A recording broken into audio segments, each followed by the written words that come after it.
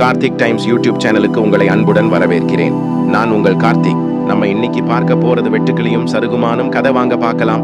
நடுக்காட்டில் சலசலவென ஓடும் ஓடையுடைய பள்ளத்தாக்கில் பெரிய மரம் ஒன்று விழுந்து கிடந்தது. அதன் மீது மெத்து மெத்தென்று பச்சை பாசி படர்ந்திருந்தது.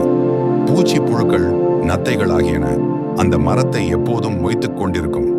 காட்டில் உள்ள அனைத்து விலங்குகளுமே நீர் அருந்த அந்த ஓடைக்கு வரும். தாகம் தணிந்த பின் சிறு விலங்குகள் பக்கத்தில் உள்ள அடர்ந்த குறிஞ்சி புதரில் ஓய்வெடுத்துக் கொள்ளும். குறிஞ்சி புதரின் தாழ படர்த்திருந்த கிளையில் பளிச்சென்று பூத்திருந்த நீலப்பூவின் இதழ்களுக்கிடையே பச்சை வெட்டுக்கிளி ஒன்று வசித்து வந்தது. அது ஒரு வாயாடி வெட்டுக்கிளி. எப்போதும் பேசிக்கொண்டே இருப்பதால் அடிக்கடி சிக்கல்களில் மாட்டிக்கொள்ளும். ஒரு மாலை நேரம் கூரன் என்ற பெண் சருகுமானை வெட்டுக்கிளி பார்த்தது. சருகுமான் ஓடையை தாண்டுவதும் குதிப்பதுமாக இருந்தது.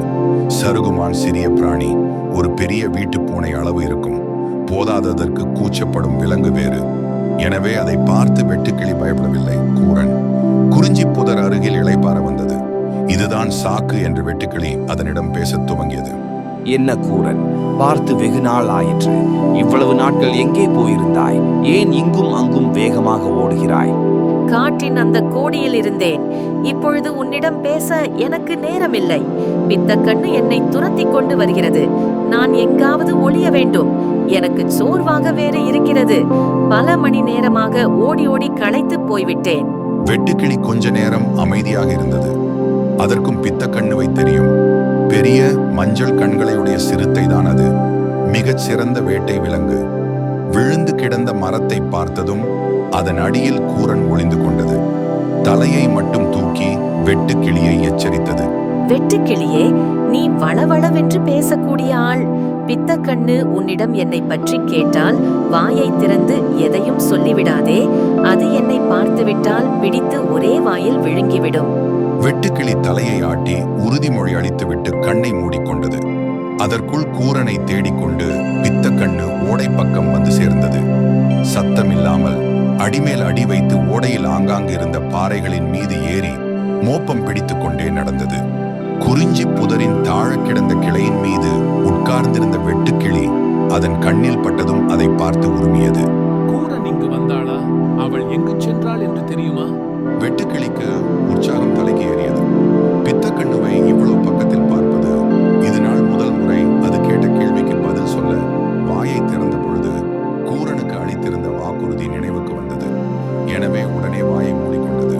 ஆனால் பித்தக்கண்ணுவை பார்த்ததால் ஏற்பட்ட பரவசத்தை அடக்க இயலாமல் தன்னை அறியாமல் கூரன் ஒளிந்திருந்த இடத்தருகே குதித்து குதித்து சென்றது. அறிவாளியான பித்தக்கண்ணுவுக்கு வெட்டுக்கிளியின் குதியாட்டத்திற்கான பொருள் புரியாமலா போகும். உடனே அது கூரன் பதுங்கி கிடந்த மரத்தடி பக்கம் சென்று மோப்பமிட்டது. நல்ல வேளையாக முதல் நாள் இரவுதான் அந்த மரத்தடியில் புனுகு பூனை ஒன்று தங்கியிருந்தது. அது தங்கிய இடம்தான் அப்படினாலுமே. எனவே பித்தக்கண்ணு என்னதான் மோப்பம் பிடித்தாலும் கூரனின் உடல் வாடை அதன் மூக்குக்கு எட்டவில்லை. மாறாக புனுகு பூனையின் துர்நாற்றமே எட்டியது. கொஞ்ச நேரம் பித்தக்கண்ணு அந்த இடத்தையே சுற்றி சுற்றி வந்து மோப்பம் பிடித்து பார்த்தது. ஆனால் எதுவும் தட்டுப்படாததால் உருமிக்கொண்டே அந்த இடத்தை விட்டு கிளம்பி வேறு பக்கம் சென்றது. ஒளிந்திருந்த இடத்திலிருந்து கூரன் வெளியே வந்தது. தன் மறைவிடத்தை ஏறக்குறைய காட்டிக் கொடுத்ததற்காக வெட்டுக்கிளி மீது அதற்கு கோபமான கோபம். அதற்கு ஒரு பாடம் கற்பித்தாக வேண்டும் என்று எண்ணியது. இனி எந்த சூழ்நிலையிலும் அது வாக்குறுதியை மீறக்கூடாது என்பதற்காக வெட்டுக்கிளியை மிரட்டிவிட்டு போனால் என்ன என்று தோன்றியது. முட்டாள்! பித்தக்கண்ணு முன் அப்படி குதியாட்டம் போடாவிட்டால் என்ன? நான் இன்று செத்து பிழைத்திருக்கிறேன். அது என்னை தன் பெரிய வாய்க்குள் திணித்து தின்னாமல் விட்டது அதிசயம்தான். இனி இப்படி செய்தால் திரும்பி வந்து உன்னை என் தங்க கால்களால் மிதித்து நசுக்கி விடுவேன். இப்படி சொல்லிக்கொண்டே தனது சிறிய கூர்மையான பாதங்களை மண்ணின் மீது அழுத்தி எகிரி குதித்தது. அதனுடைய இந்த செயலால் குறிஞ்சி புதர் அப்படியும் இப்படியும் ஆடியது. அந்த வேகத்தில் தாழ கிடந்த கிளையில் இருந்த வெட்டுக்கிளி கீழே விழப்போனது. அதன் மீது கோப பார்வையை வீசிவிட்டு கூரன் காட்டுக்குள் ஓடியது. அன்றிலிருந்து கூரனின் கூர்பாதங்கள் எங்கே தன் மீது பட்டுவிடுமோ என்ற அச்சத்திலேயே வெட்டுக்கிளி வாழ்ந்து வருகிறது. இதனால் தான் இன்றும் கூட வெட்டுக்கிளிகள் ஓரிடத்தில் நிலைத்து இருக்க முடியாமல் குதித்த வண்ணம் உள்ளன. ஆனாலும் அவை எந்த குறிப்பிட்ட திசையை நோக்கியும் குதிப்பதில்லை.